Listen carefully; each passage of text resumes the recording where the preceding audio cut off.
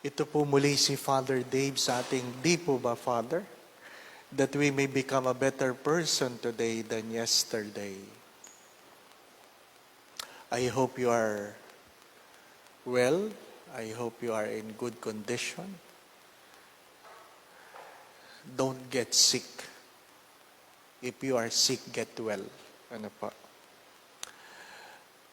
There are questions that are very theological and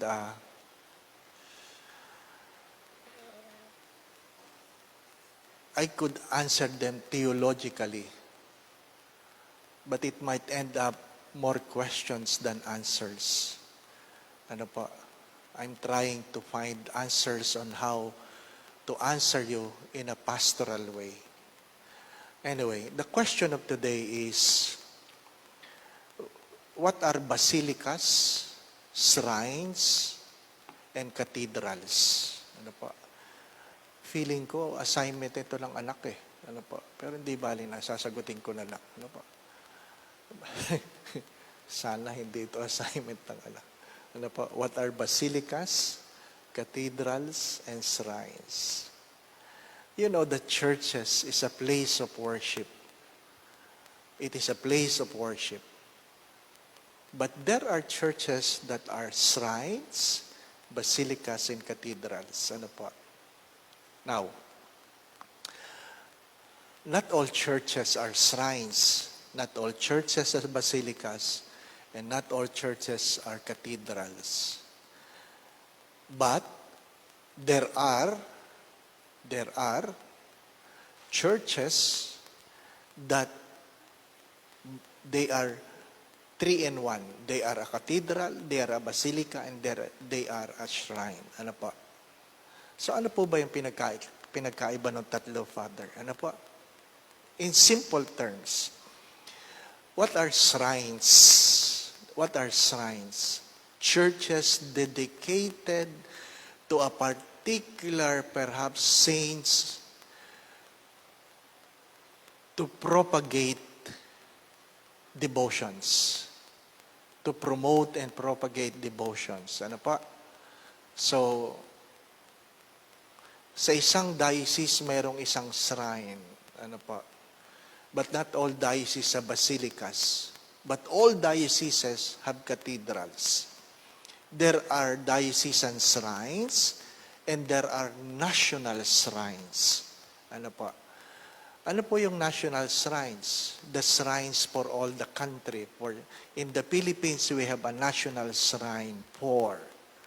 But in every diocese, there are shrines for, halimbawa, Lourdes, Fatima, Padre Pio, those churches who were designated by their bishops to promote devotions. Ano po? Devotions.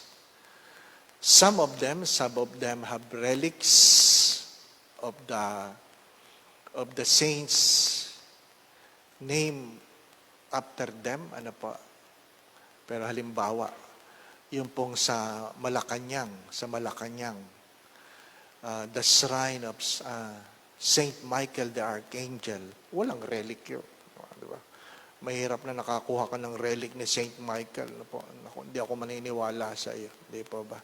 Hindi ako maniniwala sa iyo. So, may mga shrine na walang relics. Ano po? So, shrines are churches designated by their bishops to be a place where they can promote a particular devotions. Ano po?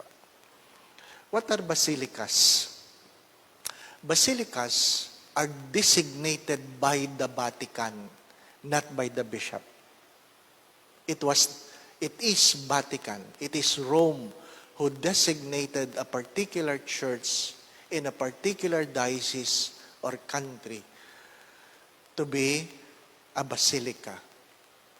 For some reasons, architectures, spiritual history, ano pa, devotions, name it.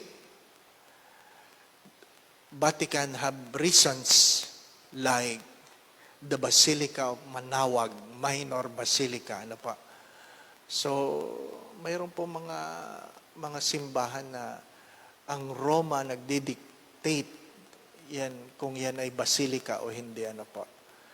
So, not all shrines are basilicas. Basilicas, not necessarily very big, ano po, but they have a good history. They have spiritual, background for whatever reason, ano po. Designs architecturally, ano po. So yun po ang mga reasons, ano po. So it is Rome, it is Vatican who declares a particular church to be a basilica. Now, what is a cathedral? What is a cathedral? Every diocese has a cathedral, only one. A diocese can have 2 or more basilicas. A diocese can have 2 or more shrines. But every diocese will only have one cathedral. And the word cathedral comes from the chair, cathedra. Cathedra. What is cathedra? Chair. Cathedra literally means chair. Ano pa? So what is a cathedral? It is where the chair is put. What is this cathedra? Cathedra is the chair of the bishop. The chair of the bishop. Nandun nakaluklok ang upuan ng obispo. Ano po? It does not need to be a shrine. It does not need to be a basilica. But most of the time, cathedrals are the oldest church in that particular diocese. Unless they were given approval by Rome to transfer it to where? Ano po? Yung iba, pinare-renovate yung lumang simbahan, ano po? Or dinidikit yung lumang simbahan doon sa bagong simbahan para palakihin. But it is where the chair of your bishop being installed. Ano po? So yun ang pinagkaiba. Cathedral means where the chair of your bishop. Bakit chair, Father? Bakit chair? In liturgy, you have to understand, when the Pope sits in the chair, it is the teaching office. Ano po? Pag nakaupo ang obispo sa kanyang upuan, it means a teaching office. Siya po ay nag-i-invoke ng obedience sa kanyang sinasabi. So, pag nakaupo ang Santo Papa at nagsalita siya, ibig sabihin niya ay nagpro-promulgate ng isang particular teaching. Kung inyo pong titingnan ng scripture, halimbawa, what particular passage? The Beatitude. Kung inyo patingnan, if you listen to the gospel, ang simula nun, in Jesus' seat, umupo si Jesus. Ibig sabihin, it is a new teaching. Pag umupo, kaya nga ang biruan ng panahon ni Pope Benedict, biruan ito ha, ng panahon ni Pope Benedict, even though he's so serious in his looks, he loves to share jokes.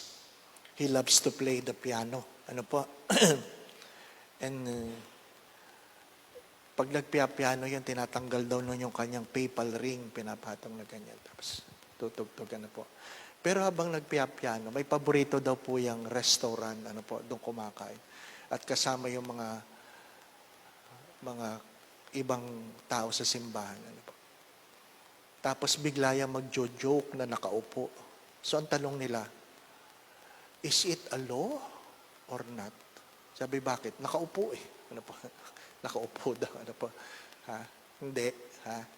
If he only sits in the cathedra, in the chair, not everywhere, not everywhere, not everywhere. So, you have to remember, A cathedral is a church where the cathedra or the chair of the bishop is located. Ano pa? So, hindi kailangan malaki, hindi kailangan mabongga, hindi. Kung saan nakalagay, hindi po ba? Kung naalaala po ninyo, yung mga kaedad ko, ano pa? Yung mga magagandang scene yun, Air Force One, hindi po ba? No? Air Force One. Tapos, na-hijack yung Air Force One, ano po? Sino ka bambida doon? Ano pa? Anyway.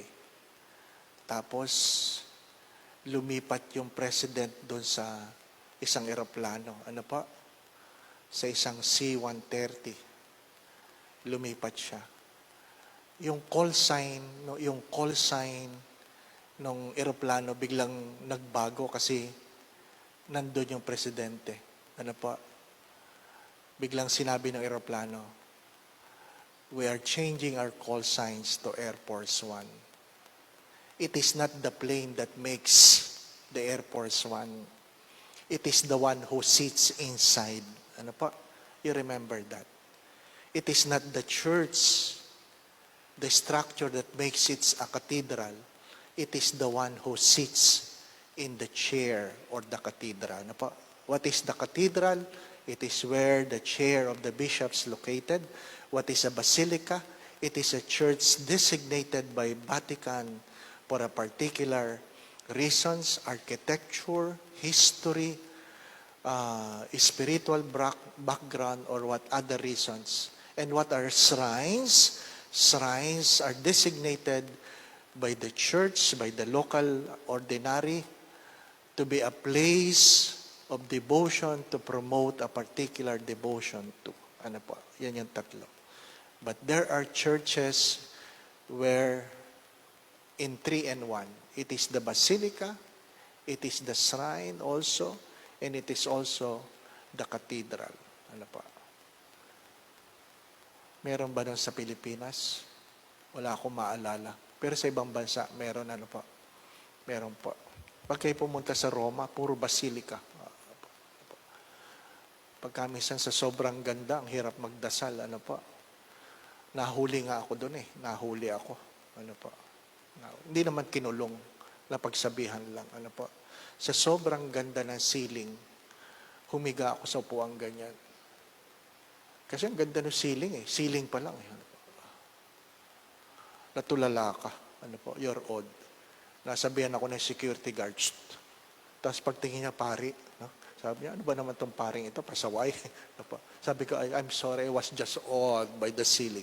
Ang ganda ng ceiling Ano po? Ceiling pa lang yun. Di po ba? Ano?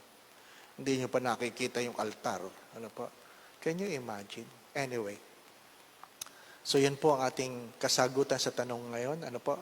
What are basilicas, cathedrals, and shrines? Ano po? But remember this. Remember this. You are more important than all of these things.